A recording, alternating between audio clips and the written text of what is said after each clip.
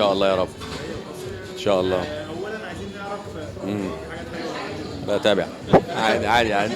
عايزين نعرف اولا اختيار الاسم، اسم المطعم ليلي طبعا عشان بنتك. مظبوط. هل كان في مثلا اختيارات تانية؟ اشمعنى اخترت ليلي؟ كان ممكن تختار مشروع يعني اسم يجذب الناس او ليه علاقه بالاكل نفسه. لا، ما هو ليلي اسم دايما لما تيجي تختار حاجه عشان تنتشر لازم تكون من كلمه واحده وتكون سهله في النطق.